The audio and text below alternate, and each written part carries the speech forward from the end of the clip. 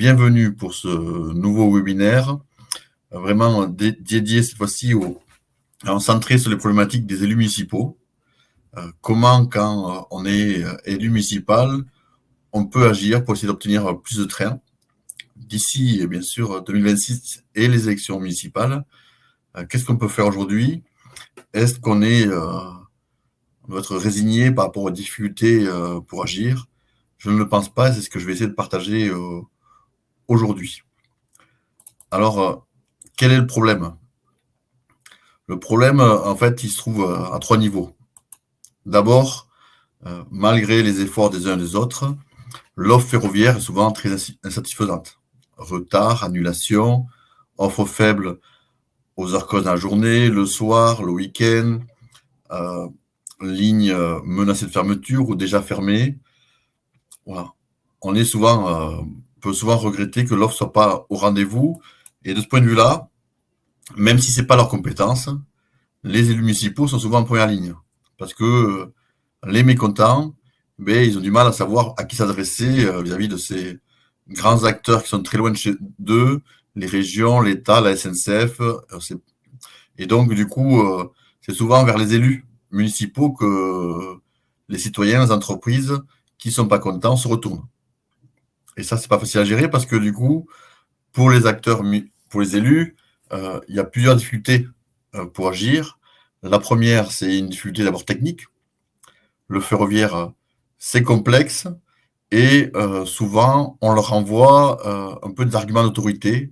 C'est compliqué, on l'a étudié, circulez. Et c'est difficile pour des élus qui n'ont pas de compétences sur lesquelles s'appuyer de faire le tri entre ce qui est vrai et ce qui serait possible.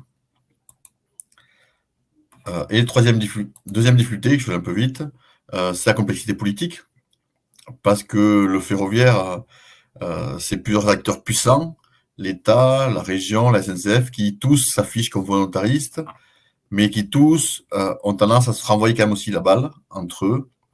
Et du coup, c'est pas facile de savoir qui fait quoi, qui peut faire quoi. Et en plus, pour des élus locaux, c'est pas facile non plus d'essayer de bousculer ces acteurs-là, notamment les régions, parce que ce sont aussi des collectivités qui peuvent soutenir des actions municipales avec des subventions, avec des politiques publiques. Et des fois, c'est pas bien de le dire, mais on peut avoir un peu quand même du chantage. N'en rajoute pas trop parce que voilà. Troisième difficulté, face à cette complexité technique et politique, comment agir? Comment sortir du débat d'initié? Parce qu'il ne suffit pas d'avoir quelques bonnes idées pour pouvoir peser suffisamment pour les faire entendre. Et donc, c'est un peu ce qu'on va voir, mais c'est sûr que par rapport à ces trois difficultés, on peut avoir comme un sentiment d'impuissance pour les élus municipaux, mais aussi pour les associations, pour les entreprises, tous ces acteurs qui peuvent se dire, mais comment faire avec ces gros acteurs qui semblent être un peu comme les trois fameux Serge, j'entends pas, je vois pas, j'écoute pas. Alors, il ne faut pas être aussi caricatural parce que ce sont aussi des acteurs qui en soi aimeraient bien faire plus, mais ils ont aussi leurs contraintes, ils ont aussi leurs problématiques. Déjà pour agir ensemble, pour s'entendre entre eux. Et donc, ils peuvent avoir, par rapport à ces difficultés-là, ils peuvent avoir tendance à verrouiller les discussions parce que c'est plus simple pour eux comme ça. C'est pas forcément envie de bloquer, mais c'est parce que c'est aussi compliqué pour eux. Et donc, du coup, ce que je voudrais partager aujourd'hui, c'est vraiment la conviction que les élus municipaux, même avec de faibles moyens, peuvent agir. Ils peuvent agir et ils peuvent agir pour obtenir plus de trains d'ici 2026. Et c'est ce que je vais essayer d'expliquer et de vous présenter dans la suite de la présentation. Alors, pour me présenter rapidement, je suis urbaniste depuis 2005. Jusqu'en octobre dernier, j'étais urbaniste en collectivité locale, très longtemps au sein de Toulouse Métropole. Et depuis 5 ans, j'anime une association dont je suis président, qui s'appelle Rallument Étoile, et qui milite pour la création d'un RER toulousain qui soit complémentaire du métro et des TER, et qui, excusez-moi, je vais voilà, montrer qu'on peut faire un certain nombre de choses avec des enseignements qui sont intéressants. Et du coup, mon sentiment, c'est que ce qu'on a fait à Toulouse, on peut le faire ailleurs.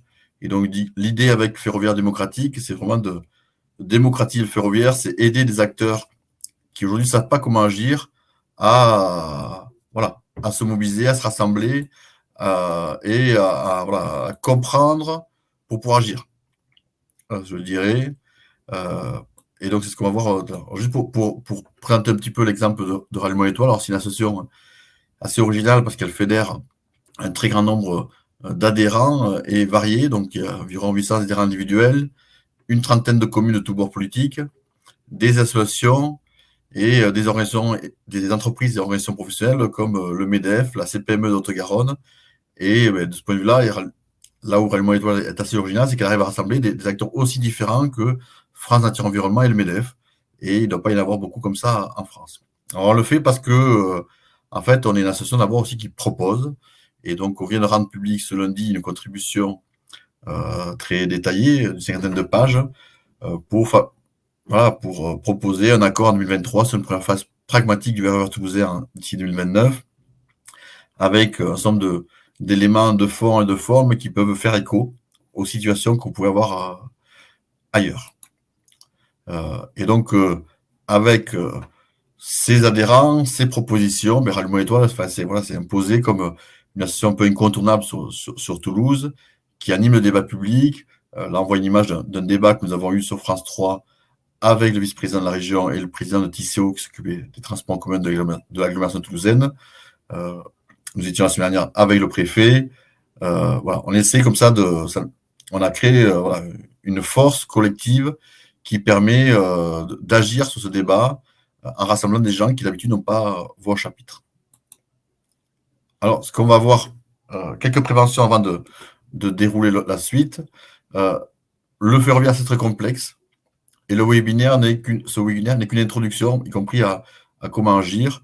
Voilà, l'idée, c'est vraiment de partir du point de départ, du point de vue des élus municipaux, et ouvrir des perspectives sur des choses, ce qu'on peut faire, non pas avec une recette magique, mais en agissant avec méthode.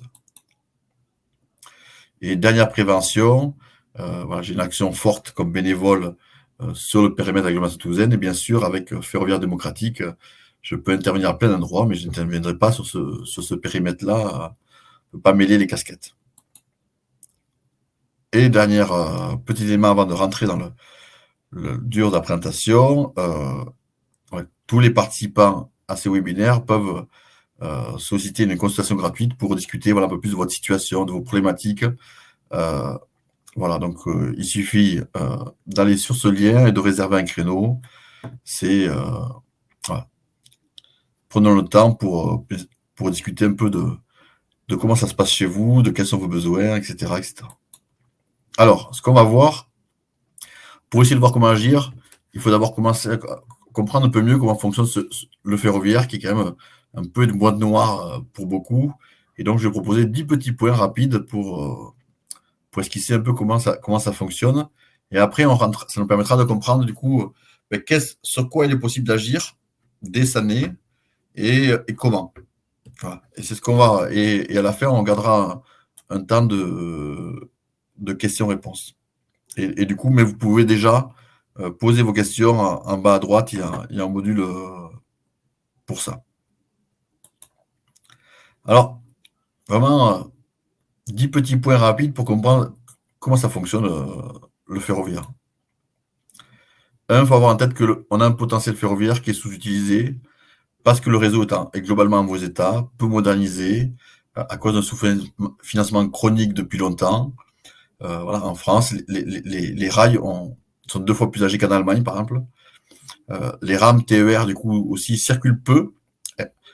On a beaucoup de trains qui circulent aux heures de pointe et par contre, aux heures creuses, le soir, le week-end, c'est beaucoup, beaucoup moins le cas. Et là aussi, on se démarque par rapport à ce qui existe ailleurs. Et on a aussi une absence de coordination avec les réseaux de bus, avec le vélo, qui font que les TER peuvent offrir des solutions intéressantes pour certains, mais pas forcément pour tout le monde. Alors que ailleurs, ils travaillent sur la coordination des bus. Au lieu d'avoir des bus qui sont pareils aux voies ferrées, euh, en fait, on a des bus qui rabattent vers les gares avec des horaires coordonnés. Euh, les Pays-Bas ont un système train plus vélo performant. Voilà, il y a plein de choses qui font qu'on sous-utilise ce potentiel. Deuxième élément à avoir en tête, c'est qu'on a des usages très variés qu'il faut faire coexister. Euh, on a des voies et en fait, qu'il faut ou faire cohabiter des trains qui vont être rapides comme les TGV, des trains qui vont être un peu plus lents mais toujours rapides parce qu'ils vont s'arrêter que dans les principales gares régionales, des trains qui vont s'arrêter dans toutes les gares, voyageurs qui vont s'arrêter dans toutes les gares relativement lents, des trains de fret qui nécessitent une phase d'accélération qui est un peu longue avant d'avoir un régime de croisière, et donc faire cohabiter ça sur un réseau avec d'un côté, à certains endroits des doubles voies, à d'autres endroits des voies uniques, où il faut en plus prévoir le croisement des trains. Et ça, en fait, pour faire ça, ce qu'on fait, c'est qu'on conçoit une trame idéale, on identifie les besoins, quel train on veut faire circuler, on identifie une trame de 2 heures avec des sillons, des créneaux prévus en fait pour chaque train, dans un sens, dans l'autre. Et après, on duplique ça sur 24 heures, mais on n'active pas tous les sillons. Et donc, c'est ce qu'on voit, par exemple, ici, il y a les trains bleus qui montent et qui descendent sur les deux sens sur la ligne, mais on voit que sur les trains jaunes notamment, il y a une très grande différence entre ce qu'il y a le matin, le soir, par rapport à ce qu'il y a en journée. Et donc ça, c'est hyper important parce que une manière très facile d'offrir une meilleure offre en utilisant ce qui existe, c'est de cadencer tous les trains et d'avoir une offre régulière en utilisant cette trame, en utilisant le potentiel de cette trame qui prévoit des créneaux de ce qu'on a aux heures de pointe, le mettre aux heures creuses. Et donc là, il y a plein d'endroits où en fait on peut comme ça assez facilement voir est-ce que l'offre actuelle, on peut avoir une offre comme avec vraiment plus de trains aux heures de pointe le matin, le midi et en fin d'après-midi, mais en fait qui s'inscrit dans une trame régulière où on s'aperçoit que les trains passent plus ou moins à peu près tout le temps en même moment. Et donc ça veut dire qu'on peut facilement cadencer. Des fois, cette trame n'est pas respectée, n'est pas tout le temps la même, mais en fait, ça peut être des choses qui sont faites pour améliorer, optimiser une exploitation qui n'est pas cadencée, mais ça ne veut pas dire qu'on ne peut pas cadencer. Pourquoi c'est important? Parce qu'en plus, offrir, cadencer et optimiser une exploitation en faisant rouler plus les trains qu'il y a déjà sur les voies qu'il y a déjà, on peut avoir, ça peut sembler intuitif que ça va coûter beaucoup plus cher, alors que ce n'est pas forcément le cas. C'est un modèle économique qui est utilisé partout ailleurs. Alors là, j'ai mis un extrait d'une étude faite pour Région de France qui montre que normalement, en fait, ce qui coûte très cher dans le ferroviaire, ce sont les rames et les voies. Et donc, faire circuler plus les trains qu'on a déjà sur les voies qu'on a déjà, ça coûte un peu plus de personnel, un peu plus d'entretien, un peu plus de péage. Mais normalement, si on a une offre régulière, la fréquentation va augmenter fortement.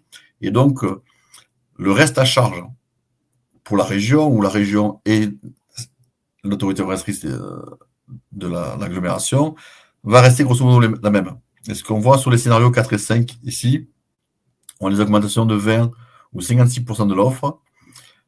Les charges augmentent de 7 à 10%, mais les recettes augmentent d'une trentaine de pourcents, et donc le déficit à combler reste grosso modo le même, en tout cas sans rapport avec l'augmentation de l'offre et de la fréquentation. Du coup, ça veut dire que pour utiliser ce potentiel-là, en termes d'investissement, souvent, on pense toujours les grands projets, même sur des petites lignes, des gros travaux. Et ce qui va être important, d'abord, pour pouvoir se saisir ce potentiel-là, c'est de prioriser les investissements qui vont permettre d'optimiser l'existant. Permettre que les travaux et la maintenance soient faits plus la nuit et le week-end. Parce que du coup, aujourd'hui, il y a de la maintenance et des travaux en journée qui empêchent de cadencer. Il faut régénérer le réseau qui n'est pas au top de ses capacités. Et il faut identifier des fois quelques petites opérations de modernisation et développement qui sont nécessaires pour faire sauter des goulots d'étranglement pour utiliser au maximum de ses capacités. Autre élément qu'il faut avoir en tête pour comprendre comment ça marche, l'offre qu'on a sur une année N, on appelle ça dans le jargon le service annuel, se définit pour beaucoup l'année N-1. Donc, l'offre qu'il va y avoir en 2024, en fait, elle va entrer en service à la mi-décembre. C'est une date le dimanche à mi-décembre qui est coordonnée sur toute l'Europe. Mais pour ça, en fait, les exploitants devaient faire leur demande de sillon pour la mi-avril. En juillet, SNCF Réseau va proposer un projet d'horaire de service. Et jusqu'à l'automne, il sera possible encore de faire des demandes qui s'appellent demandes tardives, mais qui vont jouer plus sur la marge pour des petites modifications, pas des grosses modifications. Voilà. Et donc à décembre, donc il faut avoir en tête ça parce que du coup, ça veut dire que quand on veut faire évoluer cette offre, il faut s'y prendre bien en amont. Parce qu'en plus, là j'ai expliqué que ça concerne l'année d'avant, mais en fait, ça s'inscrit sur un calendrier sur 10 ans où, voilà, là, en 2023, donc il y a l'offre actuelle, mais sur ce qu'il pourrait y avoir d'ici les élections, c'est-à-dire qu'on parle des services annuels 2025-2026, 2024-2025-2026. Et donc, en fait, il y a un certain nombre d'étapes déjà où les choses commencent à se réfléchir, à se caler sur c'est quoi justement, notamment la trame horaire de référence qu'on va pouvoir utiliser en essayant d'optimiser. C'est voilà, la trame de 2025-2024. Donc, l'offre est quasiment actée, on peut encore bouger. Pour 2025, on a déjà les trames de principe qui restent encore à affiner. Et pour 2026, c'est encore en discussion. Alors, pour clôturer un peu qui fait quoi, en fait, il y a plusieurs organismes importants. Il y a d'abord le réseau, qui est géré par SNCF Réseau, mais qui est propriété de l'État. Il y a après des exploitants, pour certaines activités conventionnées, les TER, les trains d'équilibre du territoire, et pour d'autres qui ne sont pas conventionnés, et donc voilà, les TGV, le fret, etc. Et pour ces services conventionnés, les autorités organisatrices sont l'État pour les trains d'équilibre du territoire et les régions pour les TER. Un petit point quand même qu'il faut bien avoir aussi en tête, c'est que les autres autorités organisatrices de mobilité, notamment d'agglomération, peuvent tout à fait contribuer au financement du service ferroviaire du moment que ça améliore les transports en commun sur leur périmètre. Ça, c'est quelque chose qu'il faut avoir en tête parce que du coup, il n'y a pas de compétence train. La compétence de la région, c'est pas le train, ce sont les transports en commun à l'échelle régionale, qu'ils soient en train, mais aussi en bus. Et la compétence des autorités organisatrices d'agglomération, c'est pas le métro, le tramway, le bus ou que sais-je. Ce sont vraiment tous les transports en commun sur son périmètre. Et ça peut du coup aussi être en train. Et c'est pour ça que certaines agglomérations se mettent d'accord avec la région pour contribuer au financement de RER métropolitain, par exemple, mais pas que. Alors, du coup, en ayant présenté ça, du coup, qu'est-ce que ça veut dire sur les échéances sur lesquelles les communes peuvent agir dès 2023? La première catégorie, c'est sur ces services annuels. Donc, je disais, pour 2024, il est encore possible de pousser pour qu'il y ait des demandes tardives, que la région porte des améliorations à la marge, du coup, par rapport à l'offre de service qui va être rendue publique, l'horaire de service qui va être rendu public en juillet, il va y avoir une fenêtre pour essayer de prendre connaissance des horaires et de dire peut-être qu'on veut, est-ce qu'il n'est pas possible d'avoir telle ou telle modification, un train en plus, des horaires qui bougent un peu, etc. Il y a il y a des choses qui sont possibles à la marge, mais pour les usagers, à la marge peut être important pour améliorer son quotidien. Pour 2025, il est possible de faire des demandes. Voilà, les régions doivent demander des sillons d'ici la mi-avril 2024. Et donc, il est possible, en utilisant les trames horaires telles qu'elles sont aujourd'hui définies, envisager de faire des demandes pour utiliser au mieux cette trame horaire, voire pour l'adapter un petit peu pour optimiser le service. Et donc, il y a des choses importantes qui se jouent et du coup, ces trames horaires, aujourd'hui, elles sont connues. 2026, alors là, on peut encore agir plus parce que bien sûr, la trame, elle n'est pas encore définie et même si elle a les premiers éléments et qu'elle ne sera pas forcément très éloignée de cette 2025, mais en plus, on peut agir où les travaux qui vont être réalisés dans la même période, parce qu'il faut faire coexister des fois les circulations et les travaux, ne sont pas encore fixés, et donc on peut aussi jouer là-dessus. Donc voilà, ce sont un peu les 3 échéances par rapport au service annuel. Deuxième axe, il y a les contrats plans État-région. Les volets mobilité, ces contrats n'ont pas été adoptés en 2022 comme le reste. Tout le monde attendait les priorités de l'État et surtout les moyens qu'il mettait en face. Donc l'État est sorti du bois début juin en annonçant 8,6 milliards d'euros, dont 800 millions pour les projets de RER métropolitaire, mais beaucoup aussi pour les autres volets du ferroviaire.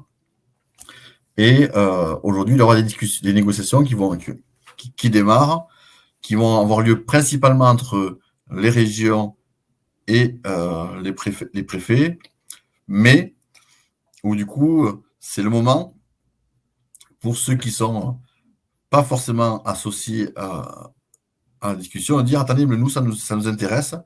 Qu'est-ce que vous envisagez? Parce que du coup, par rapport à ce qui pourrait être fait d'ici 2026, il y a 2 choses à distinguer. Les travaux qui peuvent être réalisés en 2024-2025 et qui peuvent avoir un impact sur l'offre qui va être mise en place d'ici 2026, et les travaux qui vont être réalisés après 2026-2027, voire après. Troisième axe, c'est comment faire système autour du ferroviaire, c'est-à-dire que les usagers, en fait, ils vont d'un point A à un point B, ils vont pas forcément d'une gare à une autre. Et donc, il y a des choses où, en tant qu'élus municipaux, on peut agir sur des choses sur lesquelles on est plus acteur ou sur lesquelles l'intercommunauté de laquelle on fait est acteur. Comment on fait pour que les bus rabattent vers les gares? Comment on fait pour améliorer la vie des cyclistes? Parce qu'aux Pays-Bas, il faut avoir en tête quand même que la moitié des passagers des trains sont arrivés dans leur gare de départ en vélo. Tout le monde ne prend pas son vélo dans le train, mais au contraire, du coup, il faut réfléchir piste cyclable, parking vélo sécurisé, location de vélo. Alors, il y a plein de choses qu'on peut réfléchir. On peut réfléchir autopartage. Toutes ces choses-là sont importantes à la fois pour les usagers, pour améliorer le service rendu, mais aussi pour légitimer les demandes faites, notamment aux régions, de montrer que les élus municipaux et intercommunaux sont prêts, eux, à faire des efforts sur ce qui gèrent directement. Ça peut aussi crédibiliser, légitimer les demandes d'amélioration de l'offre ferroviaire. Alors, comment agir? Et donc, du coup, là-dessus, à partir de mon expérience d'urbaniste, de fonctionnaire, mais aussi avec Rallumons Étoile, j'ai distingué 4 principes qui me semblent pouvoir permettre d'agir, même quand on n'a pas beaucoup de moyens. Le premier, c'est vraiment d'identifier qu'est-ce qui semble possible à court terme, quelles sont les différentes demandes qu'on peut faire et les prioriser. Parce qu'il faut commencer par le plus facile. Il est plus facile de mobiliser, de gagner du coup des victoires sur des choses qui sont réalisables, réalistes, pragmatiques, que tout le monde peut comprendre, que d'essayer de suite de gagner des combats sur des choses qui sont complexes. On va plus facilement arriver en plus à créer du rapport de force parce qu'on va rendre les choses compréhensibles. Deuxième point, c'est l'importance d'avoir un appui technique pour pouvoir négocier. Parce qu'il faut effectivement distinguer ce qu'on voudrait et ce qui est possible. Et donc, quand on n'est pas expert, on imagine plein de choses qu'on voudrait avoir. Et à contrario, les personnes qui sont en face, et notamment les régions, mais la SNCF, aussi, eux, ils ont en tête ce qu'ils peuvent faire. Et donc, du coup, si on n'arrive pas à se comprendre sur ce qu'on voudrait, pour bien clarifier ce qu'on voudrait, ce qui est possible et pour discuter, en fait, il faut pouvoir que des gens qui maîtrisent le sujet technique puissent aider, du coup, à identifier les intersections, comprendre les problématiques des uns, les attentes des autres, pour pouvoir dire, en fait, après, il y a un espace de négociation politique sur lequel vous pouvez discuter, mais pour pouvoir voilà, traduire auprès des services de la SNCF, de la région, parce que les choses vont dans les deux sens, hein, ce qui est entendable par les uns, pas entendable, et faire la traduction pour trouver, voilà, pour pouvoir identifier et faire la demande sur laquelle on peut discuter. Mais, bien sûr, c'est pas suffisant, et donc le troisième principe, c'est arriver à construire une large mobilisation transpartisane. En fait, souvent, il y a plein d'acteurs qui vont interpeller les décideurs, la région, la SNCF, séparément, des élus, des entreprises, des associations, des citoyens. Et en fait, seuls, ils n'ont pas beaucoup de poids. Et même si ils peuvent faire des fois quelques actions d'éclat, etc., c'est difficile de peser, surtout que quand on arrive en confrontation, les acteurs décisionnaires ont tendance à se replier sur eux-mêmes. Et donc l'idée, c'est de prendre le parti, de faire une mobilisation de construire dans une démarche constructive, ce qui permet plus facilement, du coup, de fédérer des acteurs entre eux et du coup de peser plus in fine. Alors ça demande, et là-dessus, c'est les choses, tous ces principes-là, je ne vais pas rentrer dedans aujourd'hui, sauf après pour répondre aux questions, parce que je pourrais là encore en parler longuement. Mais l'idée, c'est vraiment de rassembler pour envelopper plutôt qu'à la confrontation. Et en rassemblant, on peut être finalement plus fort que quand on est dans la confrontation. Quatrième principe, c'est que le ferroviaire, c'est complexe, je disais, techniquement, politiquement. Du coup, ça s'inscrit des fois dans des calendriers très longs, incertains. Et donc, ça peut être épuisant d'agir, de s'investir là-dessus, voire décourageant même avant de s'engager là-dedans, parce qu'on a déjà pu tester des choses. Et donc, ce qui va être important, c'est d'arriver d'avancer pas à pas avec méthode et pragmatisme, en trouvant en fait des petites victoires qui vont séquencer, qui vont donner de la dynamique, qui vont permettre à petit de rassembler la coalition et d'avoir de plus en plus de force pour obtenir des victoires de plus en plus grandes. Voilà. Et dernier chapitre, et après on passera aux questions. Du coup, qu'est-ce qu'essaie de faire Ferroviaire démocratique? C'est en fait de proposer par rapport à ce contexte-là, par rapport à ces enjeux, et pour aider les acteurs, et notamment les communes, à agir. Il y a deux leviers qui nous semblent importants pour pouvoir passer l'action, en se demandant d'abord par où commencer. Par qu'est-ce qu'on peut faire comme première action pour voir s'il y a des choses à faire, pour s'assurer que voilà, on s'engage pas dans quelque chose d'irréalisable. Et donc, le premier levier, c'est la formation, et du coup de réfléchir à une offre de formation qui permette de comprendre et de partager, parce que une présentation comme celle-ci, c'est facile, parce que je déroule mon discours, on peut dire, ah, comme ça semble intéressant, mais pour aller plus loin, on a besoin de se l'approprier, de comprendre, et donc on peut imaginer là-dessus plusieurs formats en fonction des besoins, des formations réalisées avec des organismes de formation, alors, les associations des maires de France, les différents partis ont des fois aussi des organismes dédiés de formation d'élus, et donc des formations ouvertes à des élus de territoires différents, comme on peut imaginer avoir une formation dédiée pour une collectivité. On peut imaginer des publics aussi qui varient suivant les besoins, des formations juste pour les élus, parce que quand on est élu dans une municipalité, on peut effectivement pour arriver à ne serait-ce que d'abord faire en sorte que les élus de l'équipe à laquelle on appartient s'approprient le sujet pour partager l'idée qu'il y a un potentiel. Donc on peut faire une chose par rapport aux élus, on peut associer les services, mais ça peut aussi être des formations avec un public plus large. Si on a envie, et si on se projette déjà dans une vision où pour avancer sur le ferroviaire, il faut qu'on partage, qu'on associe des citoyens, des élus d'autres communes, des entreprises, des associations, etc. On peut imaginer des formations avec des publics assez larges. Et après, en termes de format, on peut imaginer des choses là, sur une demi-journée pour vraiment détailler un peu le contenu de ce que j'ai présenté ce matin, ou une journée complète pour aller un peu plus loin et passer un peu plus à la pratique et à la traduction. Voilà. Et là aussi, on peut utiliser plusieurs formats en présentiel, en visio, des formats hybrides. Plusieurs choses on peut faire pour s'adapter aux besoins et aux moyens. Et sur ce volet formation, juste deux derniers petits trucs. D'abord, il y a une opportunité, c'est que auront lieu fin août les universités de différents partis politiques, avec à chaque fois des programmes de formation souvent pour les élus. Donc ça peut être l'occasion d'organiser avec eux à ce moment-là des formations. Et deuxième, que j'ai pas mis là, mais moi je fais partie d'une coopérative d'activité emploi qui a un agrément Calliope par rapport à la formation professionnelle. Donc les formations que je peux organiser peuvent s'inscrire dans ce cadre-là pour la prise en compte des financements. En termes de mission d'accompagnement, c'est le deuxième levier.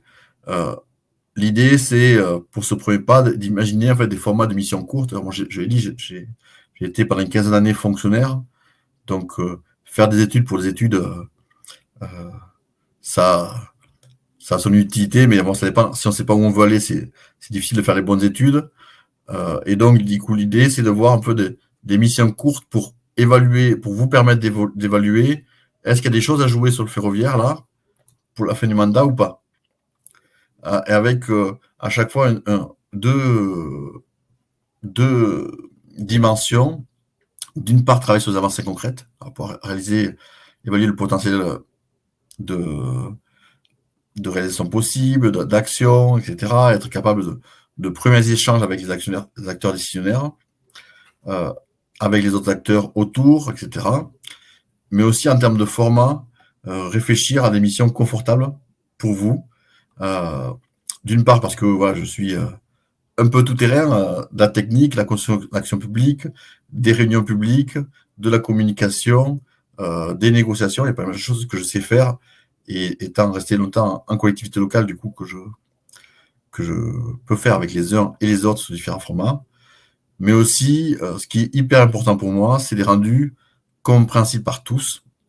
Vous avez un exemple avec ce webinaire, mais du coup, dans le cadre de ces missions, mon idée, c'est pas seulement de donner des rendus avec des documents papier, mais de faire systématiquement des rendus en vidéo disponibles avant les réunions. Pourquoi? Parce que ça permet comme ça à chacun de s'approprier à son rythme avant de discuter. Parce que j'ai trop connu des réunions de comité de pilotage avec des élus où les techniciens arrivent avec une masse d'informations, les élus qui sont appropriés le sujet, ils sont prêts, mais tous les autres autour de la table, en fait, ils sont un peu largués. C'est difficile pour eux d'absorber tout ce qu'il y a, et donc du coup, ça limite la qualité des débats qu'on peut avoir. Et donc, je suis très attaché dans les choses que je veux faire, que je veux mettre en place. Je suis très attaché à cette chose-là de pouvoir faire des rendus, mais quand on a une vidéo qu'on a avant la réunion, mais ça permet à chacun de la voir, voire de s'arrêter parce qu'il y a un moment on n'a pas compris une partie, mais on peut le revoir. Et alors que quand ça va trop vite, ben, on n'ose pas toujours dire attendez, excusez-moi, j'ai pas compris, est-ce que vous pouvez expliquer? Ce n'est pas facile. Et donc voilà, ça c'est quelque chose que je suis très attaché. Et l'idée aussi, et dernier point, c'est l'idée d'avoir des missions un peu packagées, faciles à lancer. C'est-à-dire dire pour tel truc, pour tel montant, je fais ça, ça, ça. Pas besoin de faire un cahier des charges, d'imaginer et de demander des services qui sont pas experts forcément du sujet. Enfin, on fait les choses de court, on définit bien ce qu'il y a pour quel moyen, et on le fait, et puis après on verra après si on veut faire autre chose. Voilà.